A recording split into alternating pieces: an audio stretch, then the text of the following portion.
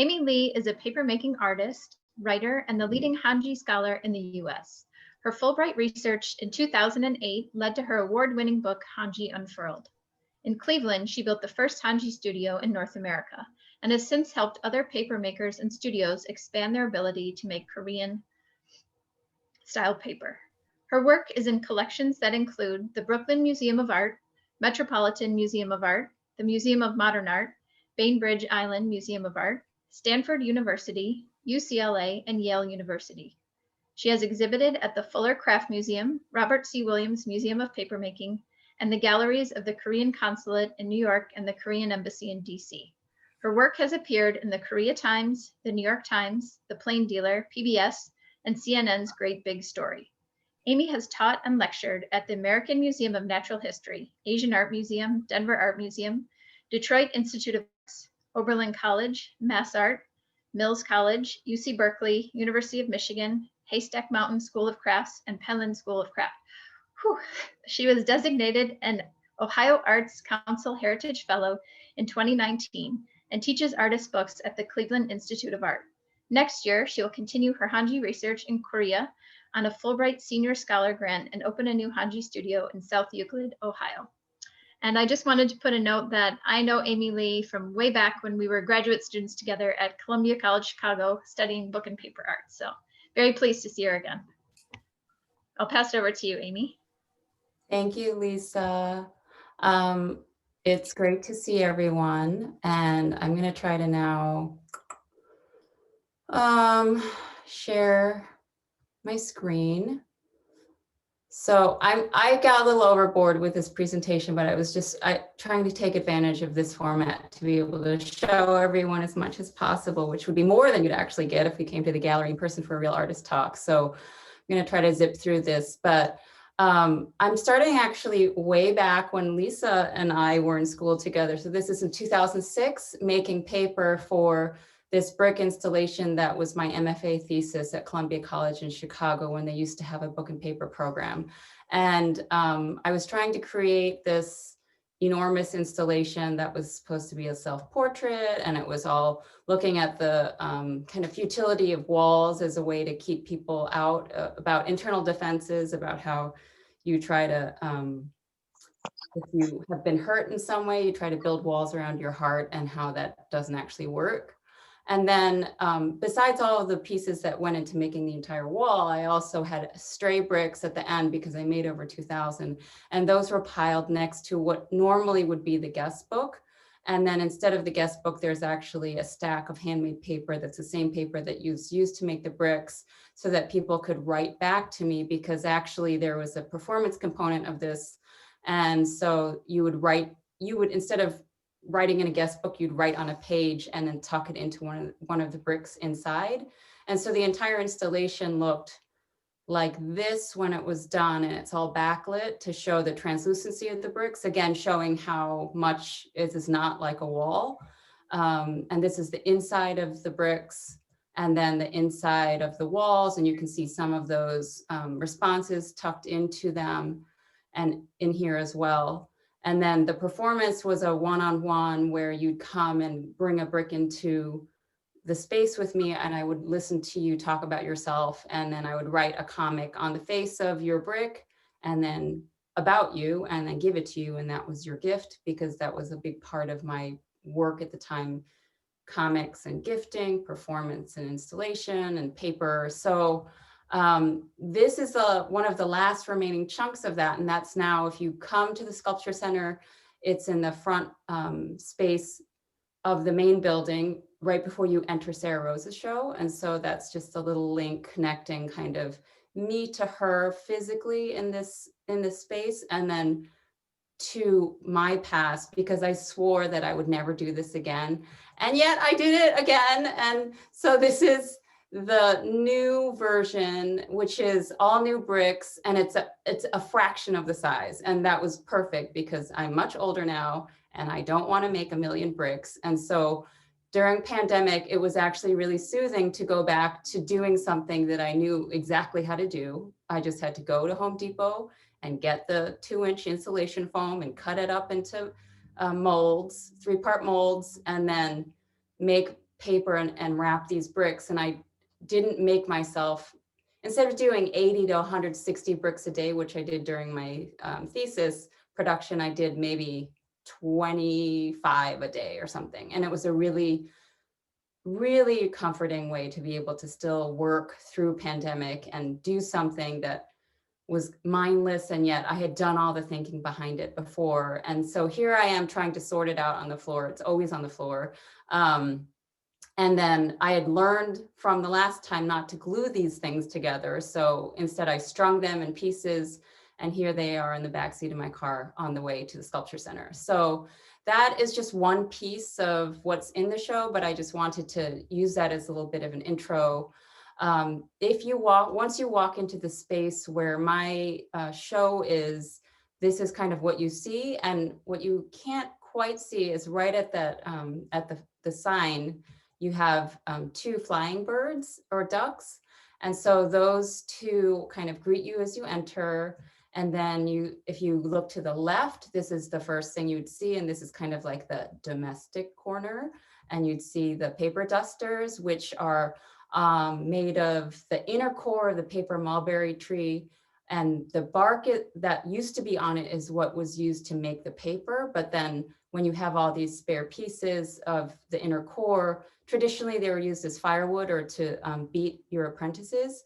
But there's also a tradition where you use them to just make dusters, and they would use things like newspapers. And that's something that I've seen in Japanese traditions, and things that I've seen a lot of artist books. People who work with artist books play with this a lot. Like I think Bill Drendel, Robin Silverberg, they've made work where you actually have text on these pieces. And for me, it was just using different kinds of paper. And so there's a mix. Some of them are milkweed, some of them cattail, some of them are pigmented paper mulberry. This is a tiny piece that's in the show just for fun, really. And then this is also just for fun, but also in fear as we were kind of rounding the corner on the election. This is a brand new piece. And so this is, the empire has no clothes. So it's a lot of paper underwear. And then more kind of the idea of domesticity, but useful and functional objects and vessels, all made out of paper. And then in this section, I was just gonna hone in on the shoes. And people always give me a hard time for making only one and not a pair.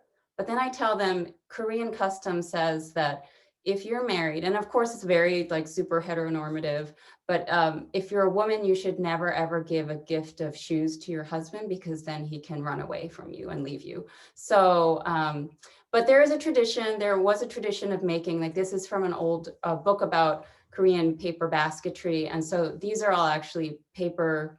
Part of the shoes are made out of paper. So there was that tradition, and they used to be made out of straw. And so this is a pair that's in the collection of the American Museum of Natural History in New York City. And I was lucky to go in and see them because Laurel Kendall, the anthropologist there, keyed me into a lot of paper objects being there. Again, this is mostly straw, but I just wanted you to see kind of very simple construction. You could wear through this in a whole day, and then you just make another one. And so this is a piece that I just finished. I wanted it for the show, but I just couldn't power through. So I made it after the show, but it's a question that came up when we were talking about kind of our inspiration. And so it's very much for me from historical objects that I've seen either in print or in person, and then just stuff that you find in real life. And so this is not a great image, but this is a piece that I found at like a library, like flea market kind of thing around the holidays, and it was $2, and I just loved it. And so things like this I have around my home and my studio, and they just always inspire me to keep like making new versions. So then once you sweep past the domestic corner of the show, there's the garments, and I used to do a lot of garments. And again, this was just another way of finding things that you can do with Hanji, and then also looking at the historical method of how Buddhist monks would make clothes out of paper and then study a certain part of their studies. And then once they felt they had embodied all that, they would burn the clothing because it was completely in their body. And those garments that I put in there that you see are based on kind of Korean clothing, hanbok, and the design, not exactly, but a lot from that pattern. And then in the middle of the gallery, there's this large lantern, and Stephen Yusko did this beautiful mount that goes inside, and then a dustpan, which is the second dustpan in the show. So this lamp, it's actually like really oversized if you look at what the old versions used to be, but they would be essentially before flashlights. It would be palace guards would have this, and they'd have a candle mounted inside and use that as a way to protect the palace like at night. And so this is my teacher, my Jisung teacher, my paper basketry teacher in Korea in 2009. And this was a version that he had made. And then you can see the kind of very simple way that he had made a mount with leather. And you can see the way that the wax is dripped onto the inside. So, and then the dustpan, again, in Korea, the things that you use in the household would be made out of paper, and the things outside are made out of straw. So this is another dustpan that's in the show, and this one's coated in persimmon juice. And the kind of version you'd see in straw would be like a winnowing basket or things like that, things to carry, or anything to carry kind of probably agricultural produce and things like that. And then this is the brick wall of the gallery. So if the garments are behind you, this is in front of you. That piece of paper leads to cut paper as a didactic, and then strips, and then to show the way that you would weave a basket, just as kind of information. And then the low pedestal shows samples of paper that I made on a residency using many, many different kinds of plant fibers. And then in the center near the dustbin bins are these little ducks. Again, these are great little steel stands that Stephen Yusko made, who's a local metal artist. And then near the two garments that you saw earlier would be these ducks. And I wanted to focus on this one that I had completed this summer. I was very lucky to have a residency. It was socially distanced. I was basically by myself.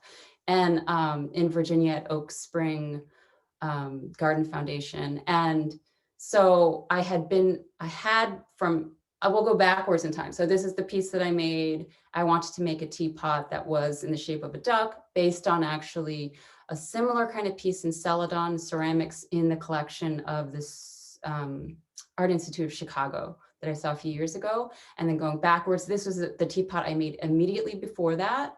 And then immediately before that was this teapot. And then before that one was my first teapot, which is the one that's in the show. And so this one is coated in methyl cellulose. It's not necessarily ready to be used. This one is coated in persimmon juice again. And then this one is lacquered. So this is the most functional one. And essentially, because I was able to make a body with a spout coming off of it, that's how I was able to make the ducks that fly. Anything that coming off the body, I was able to do once I learned this kind of technique, which you don't think about when your teacher is forcing you to make a teapot, but I'm very grateful that he did. So then you sweep on over past the ducks and to the brick wall. You can get actually behind the brick wall and then see that last corner in the back, what feels like the back of the gallery, but technically is the storefront, fronting onto Euclid Avenue in Cleveland. And then you'd see those woven pieces, and then also this hanging piece. And these are all, I intentionally put the bricks and this one back there so that they could be backlit by the natural light rather than, it's just so hard to rig it. This image doesn't read at all if there's no light behind it, but it's all done in hanji, which is Korean paper, and then calligraphy ink, and then using the chumchi method of fusing these pieces together. And this was done in 2009, immediately after I came back from my first Fulbright grant. I was at a residency at Weir Farm, the national park in Connecticut, and was again still thinking about walls. And that was coming out of, I was also then doing this kind of work. This is not in the show, but just to show this kind of fusing technique again with the chumchi, these mountain landscapes, and kind of the idea of accretion again, just like many pieces making up a whole. And then back to the pedestal work. This is part of a series that I made. And I called it Lucky Forest, and it was looking at lucky bamboo. It was like being inspired by very ordinary things at home when I was visiting my parents, and they have the lucky bamboo, which is technically not even bamboo. And I was wanting to kind of recreate that and again, shed light on this being some kind of very stereotypically Asian thing, but really it's like something that, um, I mean, both Asians and non-Asian Americans feel that way, but I was just interested in kind of divorcing it from that bright green. And then also the technical aspects of how you make a container that is the same piece as the plant. So it's all one piece. It's not like I made a vessel and then put new pieces in it. It all comes out of the same.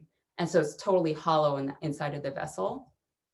And then the gourd that's on that stand started out this way. And when I had made it at the time, this was in 2014 when I was in Korea for a second round of research, I thought, oh, they're perfect. And then I realized, no, I actually needed to dye it. And so this is one of the instances where you weave first and then dye later. And so this is using walnut ink, I think, definitely indigo, persimmon, and just getting this really deep midnight color. This piece is also in the show, and this is when I started to want to be able to have the color all while I'm weaving. So this is when I'm dyeing the cords of the paper ahead of time, so before I actually make it. But the variation in the color comes from the fact that when the cord is 2-ply and you dye it, the dye can't penetrate all the way through. So the inside of the rope is sometimes lighter. And then again, being able to make patterns with colored, with dyed, and this is indigo powder that's been made into a paste. And then a few more ducks, always. And then sweeping all the way back to the brick wall, and then looking at this one 2D piece that I had done. It was part of a mapping series where I was essentially just looking through just your stash. And again, this is part of my process where I hold on to things and then they tell me eventually what I'm supposed to do. But lots of different paper, either that I've made or I've collected from friends, or and old prints. And then the print on this is actually printed onto shifu, which is the Japanese word for paper cloth. And it is actually so it's an etching. So it's done on a copper plate using soft ground. And the image is part of 3 images I did on these plates.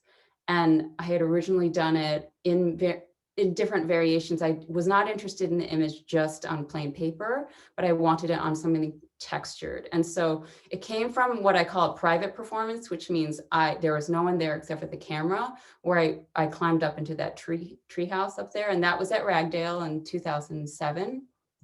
And this is one of the pieces that came out of it. It's not in the show, but it's an artist book that I made that essentially is almost like a film strip of that performance. And you just see the person climbing the ladder and then or approaching the ladder and then in the treehouse. And you can see the way that I was interested in those spaces that can't be printed because they're holes. And this is knitted paper yarn.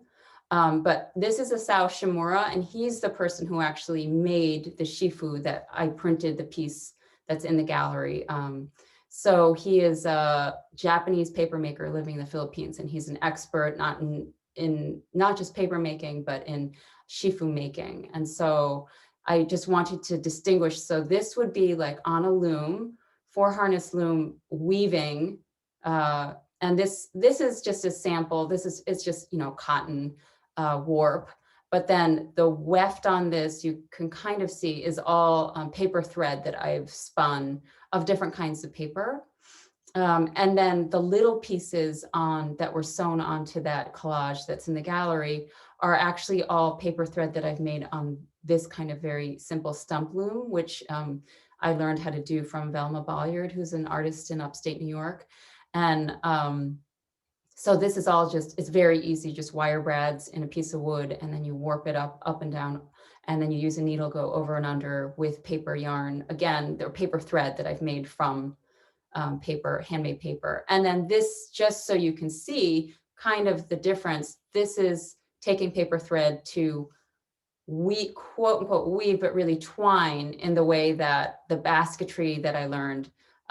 So that's the difference. This is done off loom. You don't do this, I can just do in my lap, and then the other kinds are done on a loom.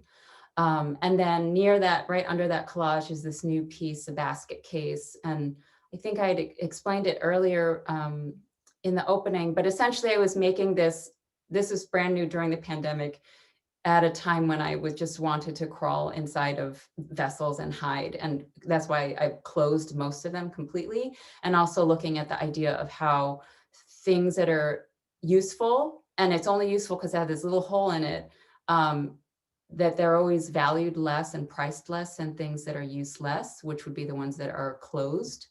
And those are all using natural dyes as well. And then swinging back to the final corner, there's a piece, a little garment that I did called Indigenous, and it's all text that I've written out in pencil about after reading Robin Wall Kimmerer's Braiding Sweetgrass, and this idea of what it takes to become Indigenous, what from being an immigrant to becoming native to a place. And she is a native botanist, and this idea of, we talk about invasive plants as being so bad, but she's interested in also looking at plants that were not necessarily indigenous to a place, like plantain, but then became a very beneficial plant to a place and adapted. And the buttons are also woven out of paper using that chisung technique. And the back of the dress also has text all over it. And the color on this, the kind of browner color, is from persimmon juice again, which is very often used in the Korean tradition. And then underneath that dress, you have the pedestal with all these mushrooms done and coated in lacquer. Some of the lacquer is done by Christine Puza in Boston, who's a great conservator. And then plain, and then persimmon dyed. And of course, again, this inspiration comes from going to the Peabody Essex Museum in Salem, Massachusetts. This is in that Chinese home that they had. But then, of course, when I went to the kind of the kids section where you can touch things and play, I saw these and I just was like, this is too much fun. I have to make mushrooms out of paper. So even like this is the kind of part of the brick wall in the gallery. Even this, in the process of installing my bricks, was really helpful and inspiring to see the way that real bricks disintegrate and crumble, so that I could figure out how to kind of create that effect of a disintegrating wall.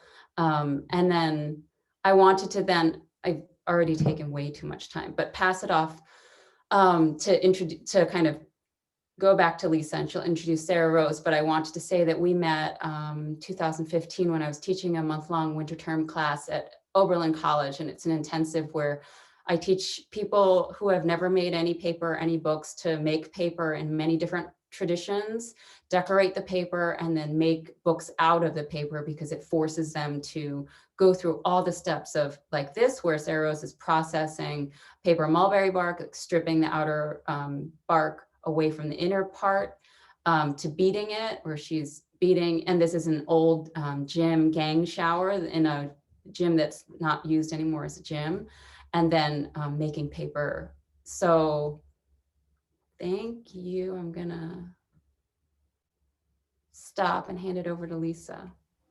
Thank you, Aimee. That was really amazing to see behind the scenes. I have, of course, 100 more questions, but I'm going to give Sarah Rose some time too. So I'll introduce her. Sarah Rose Lejeune is a paper maker and sculptor originally from Massachusetts. She graduated from Oberlin College in 2015 and completed the Penland School of Craft Core Fellowship Program in 2019. Sarah Rose has pursued opportunities for internship, work, and residency at the Morgan Conservatory in Cleveland, Ohio, the Women's Studio Workshop in Rosendale, New York, the Dirt Palace in Providence, Rhode Island, and Dieudonné in Brooklyn, New York. She currently lives in Western North Carolina, exhibits her work nationally, and works as the Books and Paper Studio Coordinator at the Penland School of Craft. So I'll turn it over to you, Sarah Rose. Hi. So I'm gonna go ahead and share my screen also. And cool. Okay. So before I get started, I just wanted to extend a really big thank you to the Sculpture Center and to Grace for putting on this exhibition, and to Aimee for inviting me to show alongside her, which is just this really, really huge honor. And then also to Lisa for moderating this talk. Yeah, both of them have been really inspiring sources to me over the years, and it's really great to be here together right now. And thank you to all of you for being here with us virtually tonight. So I'm gonna get started with this short video that was produced by the Sculpture Center that just quickly takes us through the main gallery space there, where my work in A Consolation of Things is installed. And so this represents a body of work that sort of all came together over the course of this last year. And after this video, I'll flip through a few still images of the pieces to show a little bit more detail and speak to them a little bit more specifically. But while the video is playing, I just wanted to read a little excerpt from the exhibition statement that Aimee and I wrote that gets at some of the connections between our work and these two simultaneous shows. So to read from that. Even when divorcing the actual function from a form, there is no way to divorce the idea of that function. A door may not act like a door, but we will always think of why we close or open it. That brick may not bear weight, but we'll always think about how bricks stacked become a wall. These pieces rely on the comfort of these familiar ideas. That is a pot, this is a chair, but each object here is more than the form or the memory of its functional counterpart. These works derive honesty from a place beyond precise replication. Whether rendered in an unexpected material or position, the offness of these digressions is a source of power. When something familiar shows up a little differently, we pause to really see. We consider our relationships to people and to things. We remember and we seek to understand what brought us to this moment right here. So that's this video. And then just to show a few more images and take us around the gallery. These first two rocking chairs are titled, I Think We Missed It. And they're laminate cast in bark lace made from taikozo, which is a process that I originally learned from Aimee. And then they're colored, or kind of like, think of it more as patina with charcoal and graphite.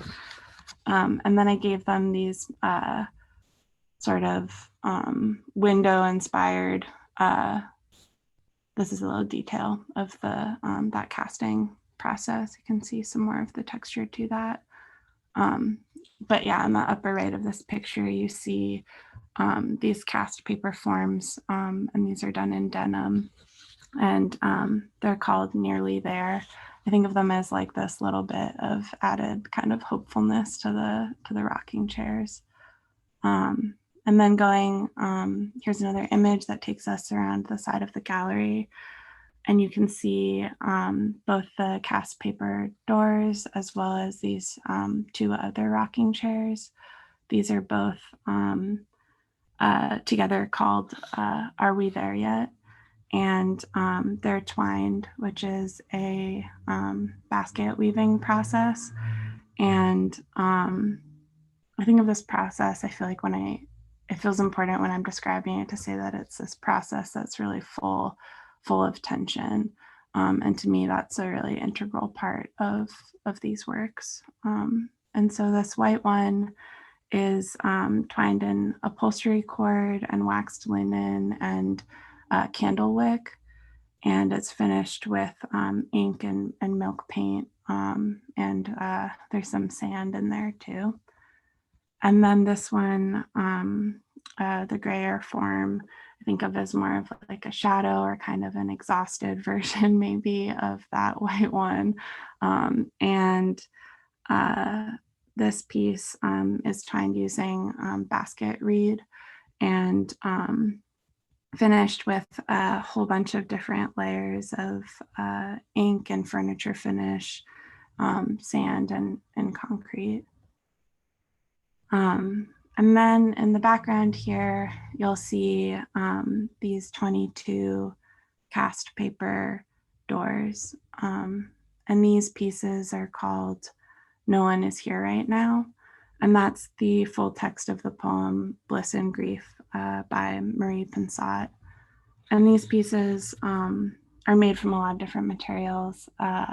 It was kind of like a anything goes fiber-wise with this process. Cotton and abaca and rag and cardboard and old prints and shredded documents and leftovers from other people's projects in the paper studio all made their way in here. And then you kind of can see that you sweep around with your back now to that gray rocking chair, and you can see the rest of these forms. Yeah, that takes you around the gallery space back to the rocking chairs. And so I'll stop sharing my screen for now and let Lisa take over, and we'll go back into the slides a little bit later, and I'll speak a little bit more to some of the individual pieces. Thank you, Sarah Rose. It was so good to see, especially the detail shots of the works, because from a video, I know what's frustrating is to not be able to get like this close to the piece, which of course is what I always want to do anywhere. But it's wonderful to be able to see it from afar, of course. So thanks for that. So I have a lot of questions. Both of you answered some of them, so I'm kind of going in a slightly different order than I thought. But one thing that I want to ask both of you, so either of you can take this, is a question kind of about your working process, but also because now that you've both studied so many different techniques and really immersed yourself in the tradition and craft for so long, how do you keep that fresh for yourself, or does that matter? So it's kind of an open-ended question about when you master a skill, do you sort of lose the initial like inspiration sometimes that you get from a new medium? That's how I work. So that's how I think of it. Or is it that you now have all of these kind of tools under your belt and maybe like an object or something is what inspires you? So go ahead, either of you can take it away.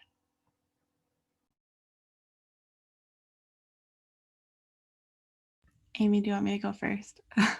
Okay. Well, I don't know. I feel like it's important for me to start in my answer to that question just saying that I don't really consider myself an expert of anything.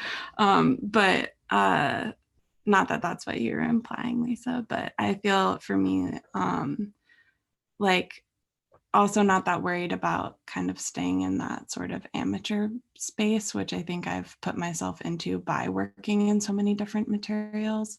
I feel like maybe there's sort of a working at the Penland School of Craft, it can be kind of natural to develop a kind of like complex or fear that just stems from like living and working and deeply, deeply admiring a lot of people who are like incredibly skilled and working in all kinds of materials. And so I think sometimes in that context, I can get a little bit clumsy feeling, but I feel like there's, I don't know, I feel like I've kind of intentionally tried to maintain that for as long as possible, this sort of earnestness, or I think of it maybe as an honesty with materials. And I think even going back to paper making, which is a material that I feel really deeply rooted in, paper as a material I'm really deeply rooted in and care a lot about and use frequently, I think a lot about how in those processes, you know, there's one person who like pulls sheets all day. There's one person who couches sheets all day, one person who dries all day. And, you know, I'm never going to have that kind of muscle memory or like embodiment of or that's like maybe real expertise in my mind. Yeah. And yeah, I think that I like really relish that kind of like newness of feeling with material. And that's something that I feel like I learned a lot with you, Lisa, also at Dieudonné, is having so many different folks come into that studio and work with paper for the first time.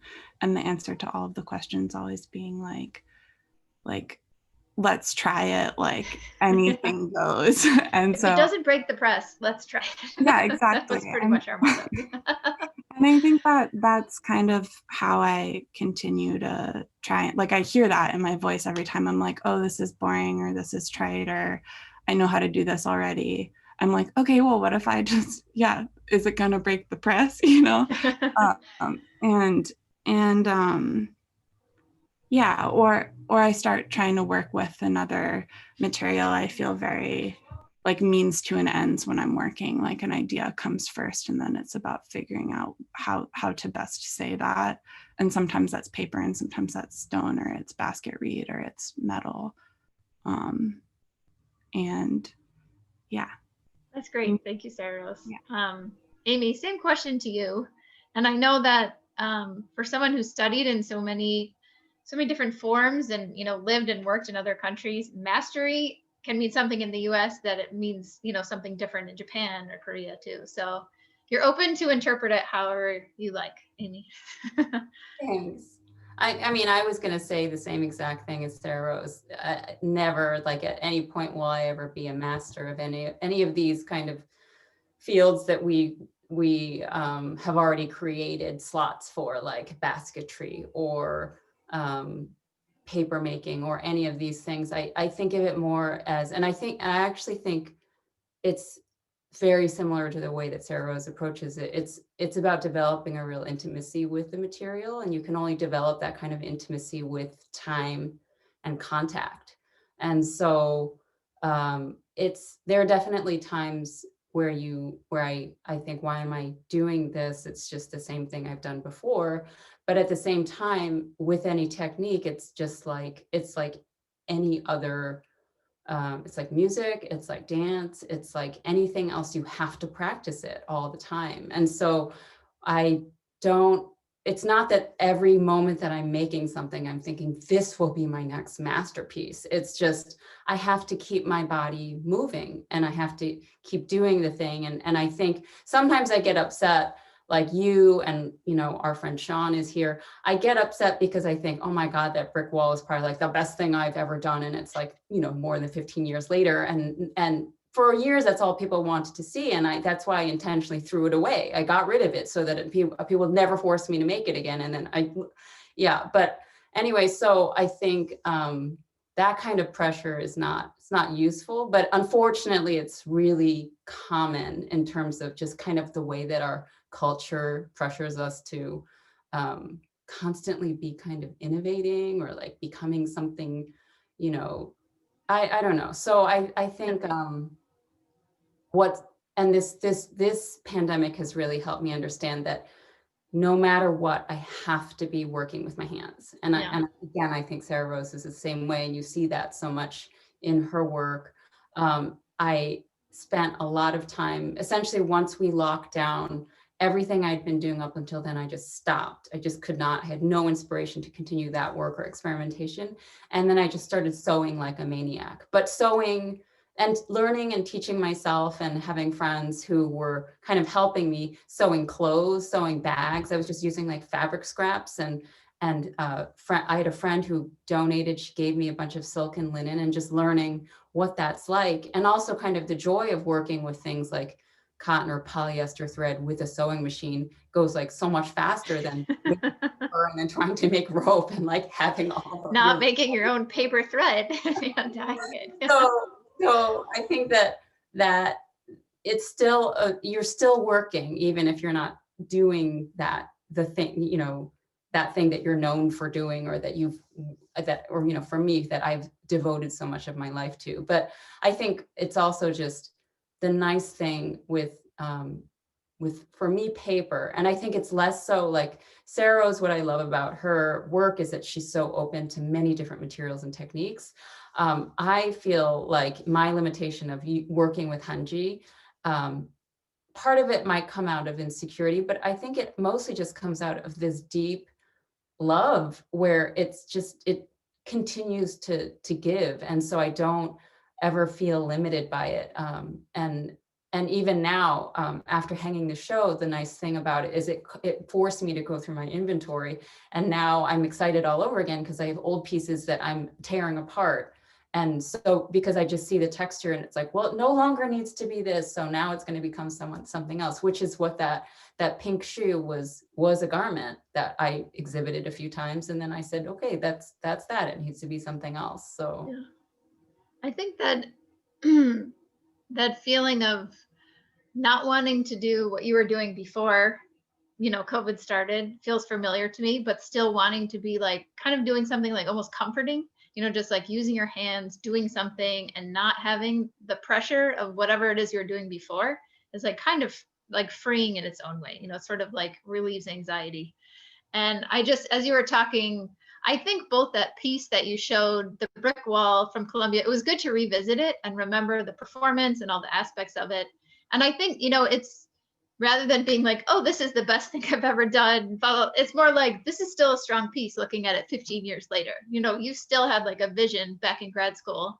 And I just want to say, knowing Aimee back then, if she was anxious about something, she would just start binding books. She was like, there's this project, I'm not sure what I'm doing with it, so I'm just going to keep binding books. And she had made like 150 in the semester. And she's like, I didn't really get anything done that I had planned for this. That was like her stress relief. So your like industry is sort of like your release, I think, as far as I've known you. Yeah. that's hilarious. I totally forgot about that. See, I totally forgot. Yeah. Okay, next question. You talked, Aimee, this one's kind of just staying with you for a minute. It was good to see like your process and also your inspiration for a lot of pieces, but just specifically, I've kind of always wondered about the ducks because they keep reappearing. They're in different forms, different sizes. Is that something that's like a traditional form that you saw somewhere, or is it more of like a personal symbol? Where does that come from? I saw that question as well in the chat, so I'm happy to address it. Yeah, the tradition is from wedding ducks. And so I had seen an image of one that was woven in paper, and then I was just so struck by it that I was like, I have to, I'm so tired of making whatever teapots or vessels. But it goes all the way back where when people were married in Korea, and this is like arranged marriages and things like that, and this is always in heteronormative society, so man and a woman, the gift often was 2 live geese because that was helpful in agricultural times, and then that morphed into the symbol of geese, and they were carved out of wood. But then at some point the goose shape also changed, and then it was a mandarin duck, and so they're painted to be very colorful in this way to indicate this species that's known to mate for life. And so you have a male and a female duck, and sometimes you only know because of the color of the ribbon that's tied onto their bill. And so they're given as a gift to new couples to promote marital fidelity and fertility. So I had read about, I think, paper versions, and the idea was maybe that some people were too poor to, commission wooden ones for their kids or something. And then I saw that image of a woven one in a show at a museum in La Jolla in the 80s. And it was such a weird, funny shape, but you could recognize it immediately if you knew the tradition. And I started making my first one when I was teaching at Penland in 2014. And then that was actually the impetus for me to go back to Korea the second time to study with my teacher again, to be like, I don't know how to make this do that. And at first he said, why are you making this? I didn't teach you how to do this. And I said, no, I mean, the point of you teaching me a technique is so I can make whatever I want, right? I mean, no, in his case, but it wasn't until I then showed him pictures of artifacts, because he's most interested in replicating things that really existed. Yeah. it wasn't until then that he was like, okay, let's start. And you're doing it the wrong way. Why are you starting from the front? You have to start from the tail. And so, not that he had ever done it, but essentially he was teaching me how to do curves. How to and think about constructing it. yeah, and how to essentially like making this curve means that this side grows faster than this side. So how do you do that? And yeah. Yeah, they're incredible, especially those pieces too, like the bamboo pieces. You were saying they're all one piece and hollow. It's mind-boggling. I love those. I'm going to ask Sarah Rose a question here next. And you can answer either one of these here. In terms of, so you've worked at different places, interned, you mentioned that. Is there anywhere that, you know, was kind of the most impactful for you at a certain time in life, or somewhere that you would kind of suggest? Because as we know, paper making, these kind of practices can be very esoteric, and sometimes you really want that like community, you want that inspiration. And for anyone who's interested in like pursuing paper making, or, you know, other materials that you've worked with, you know, kind of where would you recommend and what was important to you? Well, specific to paper making, I feel like the internship at Dudene was like, I mean, as I sort of spoke to a little bit before, with that being just a way of approaching paper with, you know, technique and also a lot of and tradition, and also this, you know, very contemporary relationship to different kinds of materials and different ways of working. And so that openness and experimentation is something that I definitely have carried with me. But then also just to like speak to to Penland, where I work now as the Books and Paper Studio coordinator, and where I was a core fellow. I feel like, I mean, this sounds really cheesy, but to some extent, I feel like going there, it's like that scene from it's like in The Wizard of Oz when you open the door and you go from like sepia to like Technicolor, you know. And I just, or I don't know why I'm thinking about all these childhood movies, but like Willy Wonka, that room where you can like eat everything, you know. Oh, that's my favorite. Yeah. Yeah. I feel you want that feeling. Yeah. And I feel like Penland really really held that for me, particularly with the opportunity of being a part of the core fellowship program, which is a 2-year work exchange where you work. Can you talk just a little bit for anyone that hasn't heard of it, like what it is, just very briefly? Penland, or The core fellowship there? Yeah. Yeah, well, Penland, if anybody doesn't know, which is totally possible, is a contemporary craft school in Western North Carolina that does mostly immersive 2-week to 2-month form workshops, as well as residencies. And the core fellowship is a 2-year program where you work for the school, and in exchange you take classes across as many studios as you want for the duration of your time there. And you're also use the studios during off hours, and put on exhibitions in relation to the school.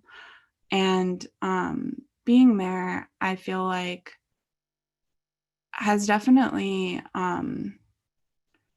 this is so dramatic, but it like impacts the way that I see, I think, that experience of working with different materials and learning new processes, and getting this glimpse into how things are made and how they come to be is this like incredibly powerful thing. And I feel like I like have that sort of Technicolor now, or like, you know, this is just like a small example, but, you know, I like look down at my shirt and I'm like, oh, this is wove, and the sweater below it is knit. And then below that, because I'm freezing right now, is like a waffle woven shirt, you know, and like thinking about things like with that level of detail, and then being like, my brain starts going in that direction of this is what this means on a loom. And then this is what that conceptually means, you know, is just this sort of depth. And I think that also kind of, I'm sort of digressing right now, but that also sums up my relationship, I think, to contemporary craft, is that connection to detail and to seeing.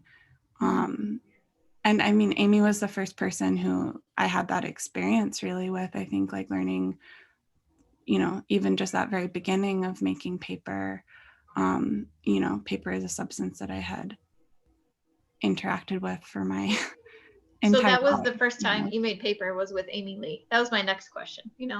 Talked a little bit about your meeting, but not to interrupt you here, but No, if you can both just kind of speak to, because it's been a while now since you graduated, right? You said 2015. 15, yeah. Yeah. And then have you kind of stayed in contact with each other? And, it's nice to have, like, I can't believe it's been so long since I've known Aimee, but to kind of check back in with people and kind of see like the paths they've taken over that time. Aimee hasn't been able to get rid of me since then. Like, you've heard from me probably like once a week to once a month for the last like 6 years. Probably. I think you're exaggerating, and I'm happy. I'm grateful for it. And I said in our virtual opening that it's really been a privilege to have a student like Sarah Rose, because at first I thought it's so upsetting, because how could I have such a good student and still have so many teaching years ahead of me, because she kind of now has like ruined everyone else for me, because no one can meet that level. Nice job, Sarah Rose. But then I think actually what a gift it is for that to happen at this point in my teaching career, because then I've been able to develop this friendship and have this colleague and have and see her grow and see her. I always knew that she was going to surpass me like immediately, but to have that kind of happiness about that, I think other teachers are not so that's not a good, they don't like that. And so I think so when I met her, she was like really serious about just constantly working. I had never had a student who, well, first of all, who enjoyed the processing of plants part, where I always have them process a different plant besides just the paper mulberry.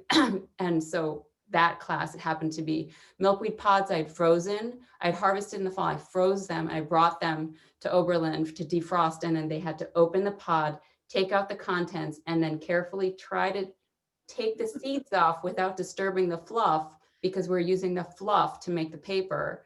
Yeah. And everyone else, the students, were really unhappy about it, because it's like a mixed, it's not an art major. They're like, is this a joke? Like, what? Is this a test? They're all different class, from first year to senior. And she was like, are there more? It's like, she wants to keep doing this. And then she was also the only student I've ever had who insisted. It was granted with 2 other students. They were like, can we please have access to the studio on the weekend? And I normally would say no, but they seemed really responsible about not, breaking the press or anything. So I let them, and then knew that was, it was great, but then they went through so much pulp that I was like, oh my God, this is like not enough. You're making more work for me. But it was very clear that she was someone who needed to make more paper. And so that's why I think even in our email exchanges, like in the process of her getting into the class, she wanted to know about different opportunities outside of Oberlin once she graduated. And so that's why, I was steering her towards other places. Like when Lisa, when you were at Dieudonné, and I basically said to you and Aimee, please, when this person applies for an internship, please take her. Also, she is very tall, which is very useful. But we've stayed in touch. And I think, this show has been such a gift in that it's forced us to, we've had to stay in touch to coordinate. And it's been actually a great experience to, like, even just writing that show statement with someone. It's really, writing is hard. Writing with someone is the worst. But writing with her, she's really, really intelligent and very articulate. And so it's just, it's so easy, And so, So we have like long rambling phone conversations, and I hope those continue. And so it doesn't end with the show. You're not like, okay, we're done. No, not at all. I hope not, actually. She may saying this, and then, but no, I hope it continues until I die, at least. Nice. Well, it's wonderful to see what you've been doing, Sarah Rose, because I know Sarah Rose from Dieudonné, which we've mentioned, and there's a lot of interns that kind of come in and out of that program. And it's the same thing that Aimee was saying, that there's a few people that just kind of like immediately are really into it. And occasionally on like a Saturday after like busting our butts all week, would be like, let's go back into the studio and make 40 by 60 sheets. And a lot of people are like, what's wrong with you? After we've made them scrub buckets and sweep the floor, and Sarah Rose was like, yeah, let's do it, I'm game. So I had the pleasure of like actually pulling sheets with her for my own work too. And as you know, like there's something about letting someone else into your own process that's very personal too. So that's like kind of a special connection where you feel comfortable enough with someone where you can kind of connect on that level too. So that wasn't really a question there. I just wanted to say something nice about Sarah Rose too. My other question to both of you is one that, so both of you have been teaching at Penland, at many places for Aimee Lee, and I think it's both sometimes a necessity just to survive, you know, having income alongside selling artwork, teaching. And some people really love it and kind of thrill to introducing it to new students. And at the same time, it can be really exhausting too, that you're putting so much of your energy into developing other people's insight and ideas. And if you could kind of speak to like, have there been times where you just kind of want to work by yourself and kind of cease the teaching, or do you kind of feel that it sort of re-inspires you?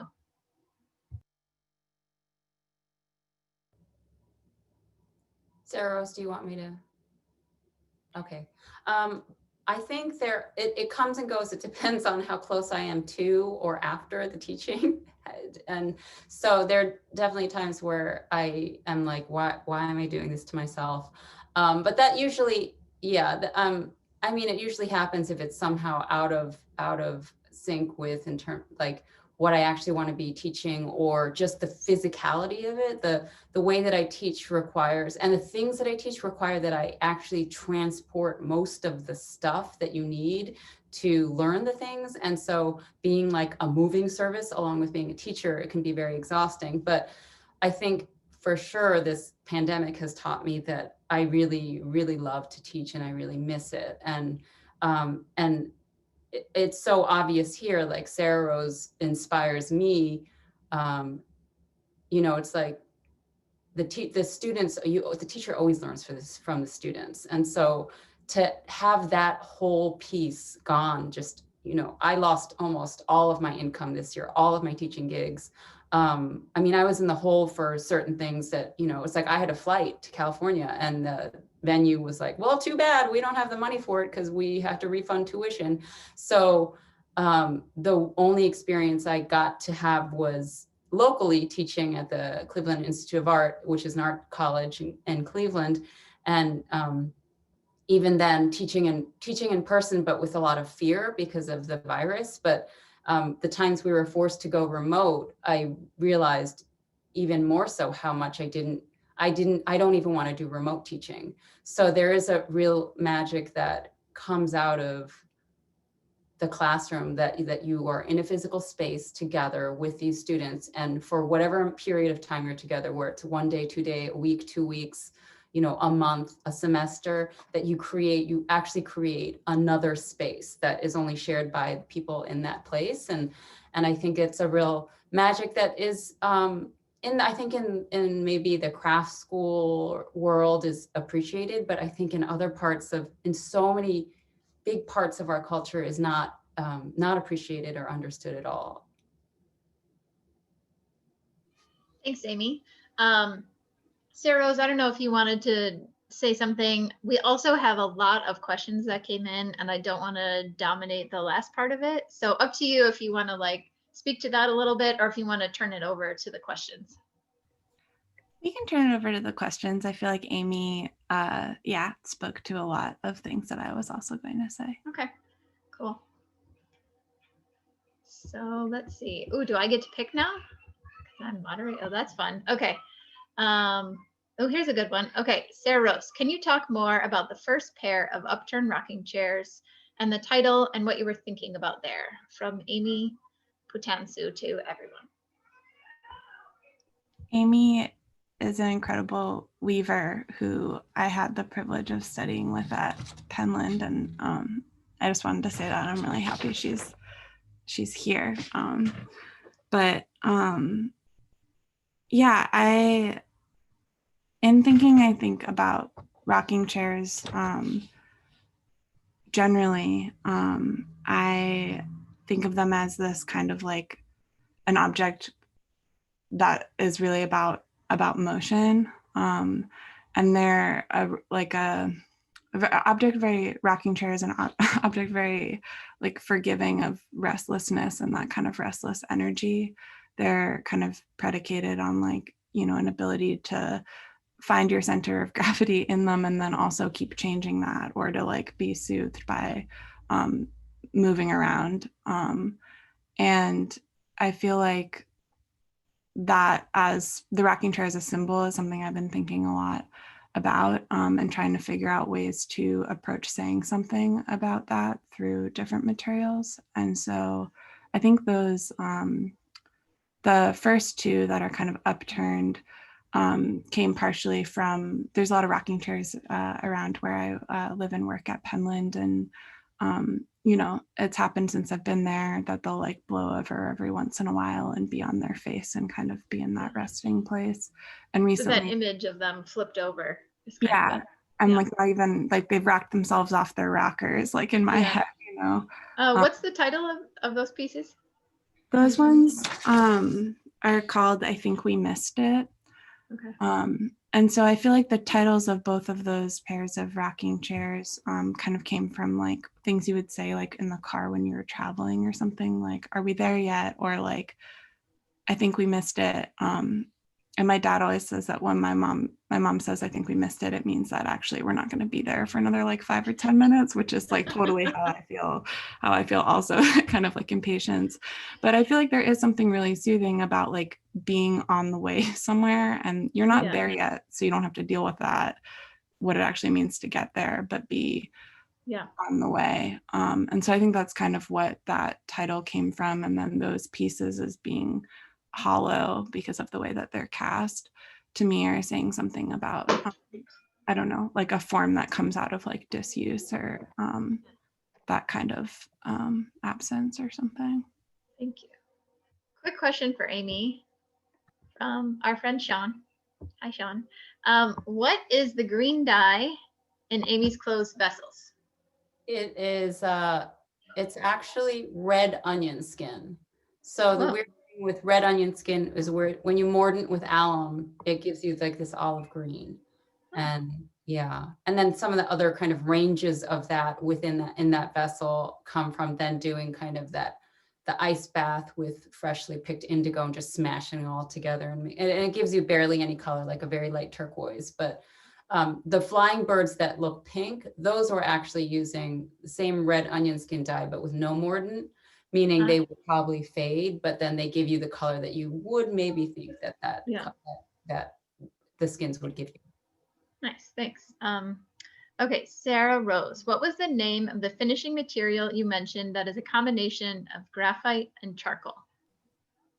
So it is just graphite and powdered charcoal. And it's actually a process that I learned from watching folks who work mostly in like steel sculpture, where they do this kind of like patina. I don't know if that's something a lot of people do, or I just have seen like Christina Schmiegel, who's like on the call right now, also do this. But you take like spray paint and you are spray painting a surface and then you're rubbing charcoal and graphite into it so it kind of fix on there. And I just started being like, oh, you can do this on steel. I'm going to do this on anything else I want to, like Yeah. Barclays. What will this like, stick to? Yeah. Nice. Thank you. Okay. We have that one. This one from Herb Childress. The show is called A Consolation of Things. Consolation is a powerful word and idea, and certainly we need to be consoled right now. Can you discuss how the word consolation informed the show? And also I want to add to that, who named the show? Sarah Rose, but this was the hardest part of the writing. The writing was so easy. Coming up with a title was the worst. I mean, we must have thrown like 100 things back and forth at each other, but I think she can also speak to the Museum of Innocence, which she had mentioned in the virtual opening. So I'll have her take it away. Yeah, I feel like something Aimee and I talked about a lot was the role of like familiar objects, and the sort of interest in representing them in our work. And for me, a lot of like what that title I feel like comes from is I don't know, like almost like that idea of like things. I think a lot about like the things that are household. So like Aimee, is talking about like the like domestic area, of like the dustpans and the lights or like the shoes. And in my work as well, there's doors and chairs, like those are how household related things, and those as also being ordinary and familiar things. And yeah, the Museum of Innocence is both a book and a museum, a novel written by Orhan Pamuk, who's a Turkish novelist. And he has this like modern manifesto of museums that it's like right on the wall. People should, I won't be able to do it justice. People should definitely look up this project. But like right when you walk into the museum, up on the wall is this manifesto of like what a contemporary museum should be or could be. And one of those things that comes up is that on that list is that, the it's almost like this history of nation or history of society or whatever, it can best be told by the things that ordinary people are interacting with on a day-to-day basis, and that those things have like an innocence or an ability to speak to our experiences and to our lives, and that like the things that are in museums now and will be someday are the things that are in our homes. And so like turning that level of attention to the things that are around us. And for me also thinking about the ways that I feel like something like a door or a chair is like a line or a shape around which like my entire life is happening or passing through or sitting on, and thinking about those things as soaking that up, and then also being the things that we like turn to for comfort, whether that's like remembering our own stories or the stories of our families, or hoping for something else. I don't know if Aimee has anything she wants to add to that, but I think that's it pretty much. I think what's great about the title too is that it speaks to both your work. There's like a different kind of mood or tone between the two shows. Obviously there's things in common about the objects too, but it leaves it open enough where you can sort of see the objects as an abstraction of a chair or a door, but they're also very specific in a way too. So they can have this personal history to them. In Aimee Lee's case, they can have a historical researchable, historical significance, but also you get the sense that there's a personal history to them as well. I just want to mention Sarah Rose. I think my parents have that exact rocking chair. It's so weirdly familiar. That's 100 years old that I was like rocked to as a baby in like the 1980s. So it's like very strange to see that manipulated and twisted on the floor. So, it's like just a rocking chair, but to me it also kind of has that resonance too. So I think that's the strength of both of your works. Now let me see. Okay. Just trying to go in order a little bit. We answered some of them. There's a lot of nice comments here. You guys should definitely read through. Let's see.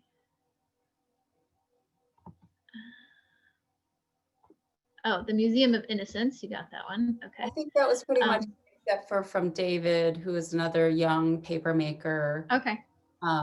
Asking about other paper artists. Besides Lisa, you mean? Oh, that's very nice, Aimee. That's very sweet.